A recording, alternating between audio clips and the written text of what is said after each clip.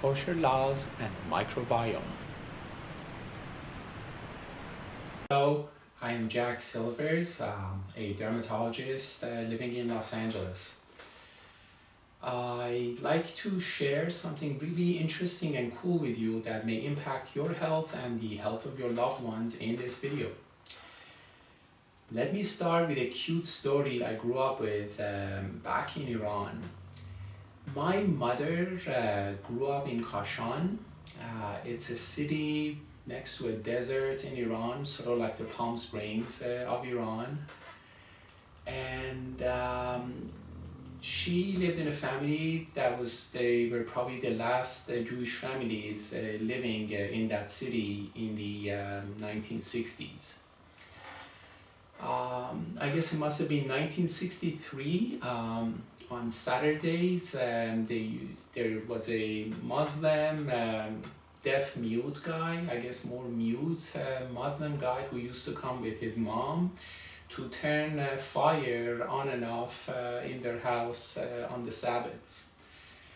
And on a Sabbath, my mom at that time, I guess, was 16 years old in 1963, hears her 3-year-old sister screaming, Jalal, Jalal. She was running around the pond in their yard with a fighter cock after her, and Jalal chasing the fighter cock, and the rest of her 6 siblings chasing after Jalal, all running around the pond and after Jalal and after the fighter cock. At that time, I guess the fighter cock is thinking that everyone's running after it. So the fighter cock kept running, and my poor aunt was running for her life.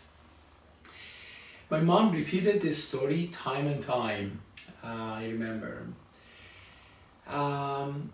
Then my grandparents' family had to rushly migrate out of Kashan, and the first place they found to rent was an apartment on the second story of where sort of the chief rabbi of Tehran, Chacham Yedidia, used to have an office. And I guess it was an old property this rabbi had bought, and he just was using one corner of it to run his business. And on the first floor and second floor, there were 2 rundown apartments. The backyard wall had just collapsed. We couldn't even play in that backyard because of all the rubble. I guess the rabbi didn't care, the rent was cheap, but it was a very wide, large backyard, like almost 2 acres, or maybe I was a kid and I thought it was huge. One summer, I noted that my mom's brother, who I guess was a troublemaker kind of a guy and had a passion for animals, he had a bunch of pigeons on one corner of that backyard with like a broken down guest house, and had a bunch of chickens and roosters in the backyard. One summer I noted that he would ask a rabbi who had just slaughtered a chicken to get some blood out of the chicken that was dead or almost dead. So he took a few drops, put it in a spoon, hold the little chick, opened its mouth and just poured a few drops of blood in its mouth. The chicken would just go like this and swallow the blood and would walk away. I saw it happening a few times. There was even a sheep blood that was fed to this specific chicken. By the end of the summer, wow, there was a transformation. This chicken had turned into a young rooster and would walk like he was the boss. It was chasing after every single chicken or rooster in that yard. Every pigeon who would come close would run after every bee or a fly. And it was just like, the rooster was kind of angry. Yet I was elegant and powerful and was the alpha male rooster of the backyard. You may ask, why would my uncle do this? Thinking about like how they lived in Kashan in the 1960s without any TV. I guess these fighter cocks were their Kim Kardashian and or any of the stars, emotionally driven, and what they did that day was the talk of the dinner time. And even there is a Mishnah written 1900 years ago in the Palestine, land of Israel, that discusses which birds are okay and kosher to eat and which birds aren't. And a fighter cock is permitted to be slaughtered properly and eaten. So long as there is no needle in its one of its stomachs, it can be eaten. So a fighter cock, even though like say a cow that is sort of a mad cow and behaving abnormally or can't walk or do this and that, is not allowed, Jews aren't allowed to eat it. But a fighter cock would be okay to eat. It was a mystery in my head for a long time. How could a few drops of blood transform a chicken into this very distinctly different being? In Iran, the way kosher meat was sold, a rabbi would check the animal before and after slaughtering, a butcher would sell it. My mom would buy the meat, bring it home, and she would cut out these sort of fibrous, fatty tissue out. We used to call it pea in Iran. And then my grandma, who was sort of the religious authority of the house, she would sit again and check over it. And I remember her complaining so much how difficult it was for her to clean out neck muscle of a cow. And then they would salt the meat to death. I was always amazed how much salt they poured over these pieces of meat. Hours later, under a sieve, there was this bloody fluid gathered, and I guess it was their way of extracting as much blood as was possible out of the beef. In the Old Testament, primarily in the book of Leviticus, which is the most medical book of the 5 books of Moses, it mentions, throughout the 5 books, it's mentioned 3 times, not to have, it says which animals to eat, and then it tells you not to eat, have the meat on blood. And I guess growing up this way and having seen what had happened to this chick, I sort of adhere to the kosher laws. And again, I always wondered, how could a chicken to be transformed so amazingly? Recently, I read a book by Dr. Emeran Mayer, who's an MD PhD at UCLA. The title is The Mind-Gut Connection. This book is all about the microbiome and the bacteria that reside in human gut, and how these bacteria, through the products they release, communicate with the nervous system and our immune cells. And how up to age 3, the bacteria can impact the wiring someone's brain. One interesting study mentioned in this book is about germ-free mice. It's on page 49 of the book, and the references are at the end of the book. Germ-free mice have been noted to behave differently than ordinary mice. They take these baby mice out of the female pregnant mouse through a C-section, and they are raised with sterile food, water, and air throughout their life. So there is no bacteria in their gut or on their skin or airways. And I guess it wasn't enough just to note that, yes, witnessing them and comparing them with other mice, these behave differently. They measured the blood cortisol level, which is the stress hormone in these mice, compared to mice that are bred ordinarily. And the cortisol level in the germ-free mice what has been or is statistically significantly higher than ordinary mouse. When germ-free mice are fed the bacteria that's in the gut of an ordinary mouse, if it's a baby germ-free mouse, it ends up behaving ordinarily like other mice, and the cortisol level drops. If a grown-up germ-free mouse is fed the bacteria that's in the gut of an ordinary mouse, the behavior won't change and the cortisol level does not change either. This gives me an insight as to how blood could impact a chick. I gather the blood can impact the kind of bacteria that grow or overgrow in the gut of the chicken. And these bacteria release certain chemicals, neurotransmitters. Even bacteria in our gut release serotonin. And I gather it must have changed the wiring of the brain of the chicken to turn it into a fighter cock to behave differently.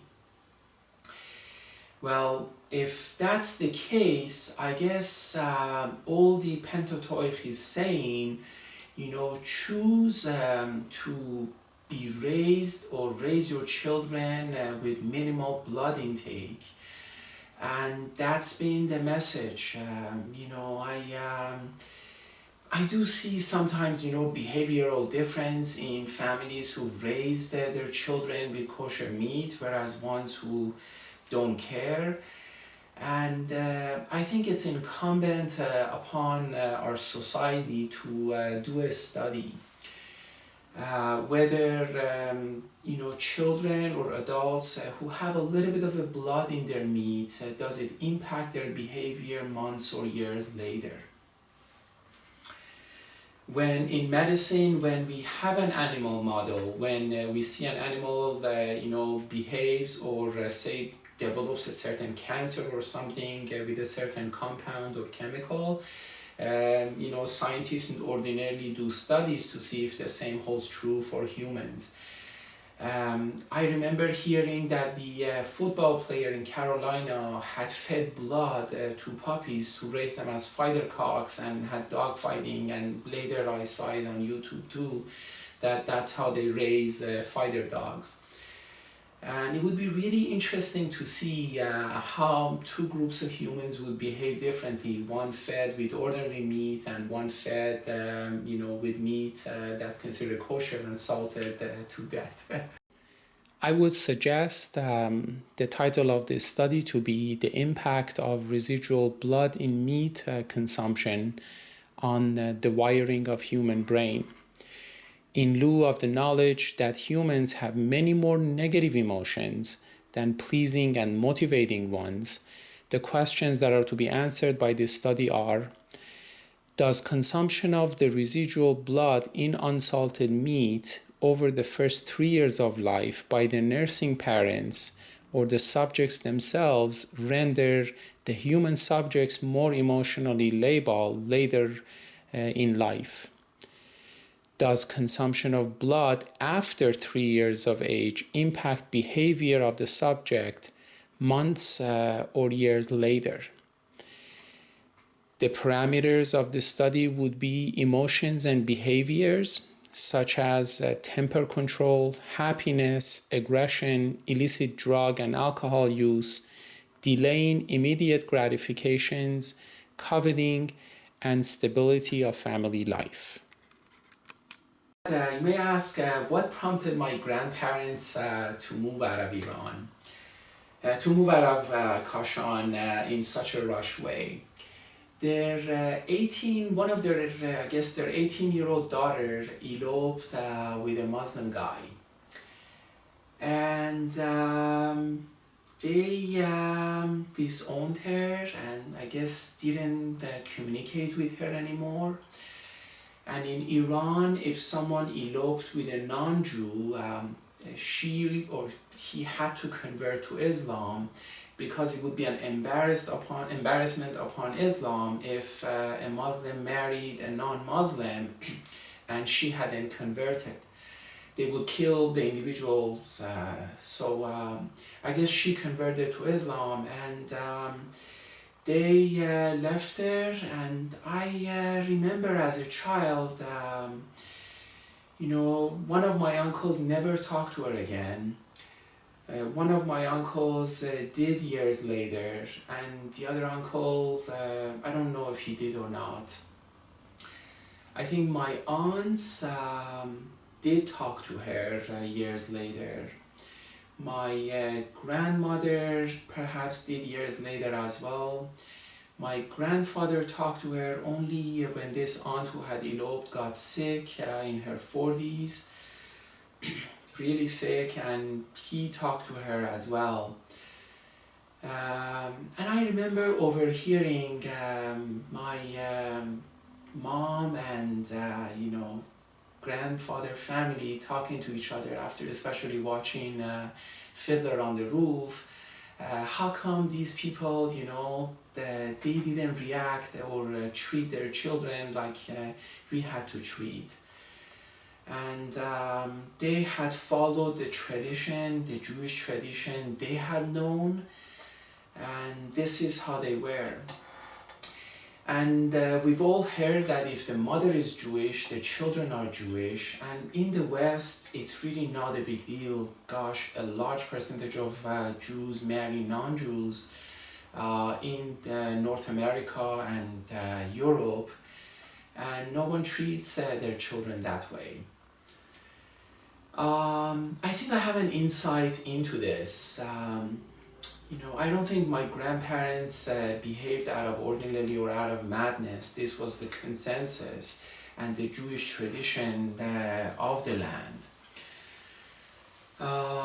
In 1914, about 35 miles southwest of Kashan in the city of Golpaigan, when my dad's mom, my grandmother, was 14 years old, 3 Muslim men jumped over the wall of her house to abduct her. She kicked and bit and screamed for half an hour. My grandma told me that her mom even knelt down and kissed the feet of these men to let her go, and finally they let her go. You read the Pentateuch, you see that Abraham and Isaac, their wives was just taken over by the king of the land.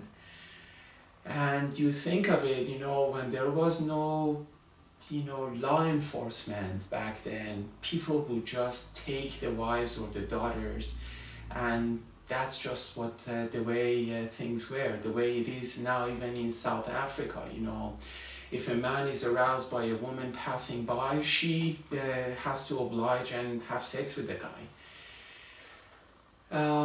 And yes, there is a law in the Pentateuch that says if the mother is Jewish, the children would be considered Jewish. And I think this law pertains to my grandmother's case, when a woman was taken by force and not on her will. And then when it was on her will, this was the Iranian tradition to just disown her. My mom's family in Kashan, they were, I guess, Sabbath observers. My grandfather, I guess, from what I'd heard, used to come home every Sabbath from the synagogue, have his lunch, and go collect from people who he had sold fabric in the villages of Kashan. So I guess he wasn't fully observer. I don't think he was much of a book reader. I know my mom went to Ayavotiel school in Kashan, which was a Jewish school. I do not know if at the time my aunt who had eloped, the school was still running as a Jewish school. I doubt there were that many Jews living there.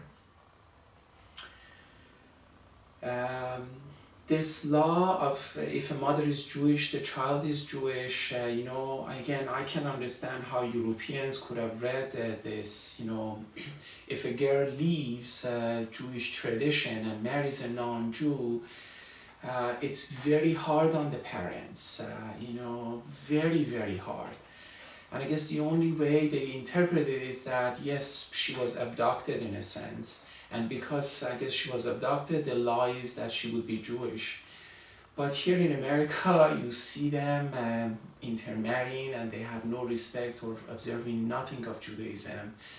I leave it up to you. I think when we say if the mother is Jewish, the children are Jewish, we need to finish the sentence to say, according to the Ashkenazi Jewish law and not according to the tradition that Yaqub Halevi and Javair Saqian in Kashan had held, and Iranian Jews had held.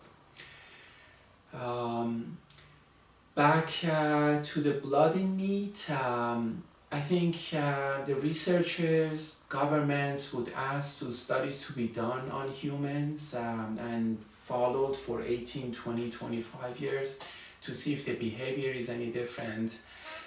If people share this video, if people talk about it, if people mention it to their doctors or their researchers they know, and I think it's incumbent upon us to have it done. Thank you for your time. And if what was discussed in this video piqued your interest and you're interested to learn more about Persian Jewish history, Judaism, and medicine, I am the author of a whole book on this topic titled Biopsies of the Bible. That's available on Amazon and Kindle and hopefully soon iTunes. On Facebook, you can read more on this topic under the name Hakim Yaqub, Yaqub. The group Peace Not Now in 40 Years. In addition, a great book by Shai Sekunda titled The Iranian Talmud that examines the Talmud under its Zoroastrian and Iranian culture of the time it was written, sheds a lot of light on Judaism and other religions, other Abrahamic religions. I hope to have peace and health and more of it in this world. Bye-bye.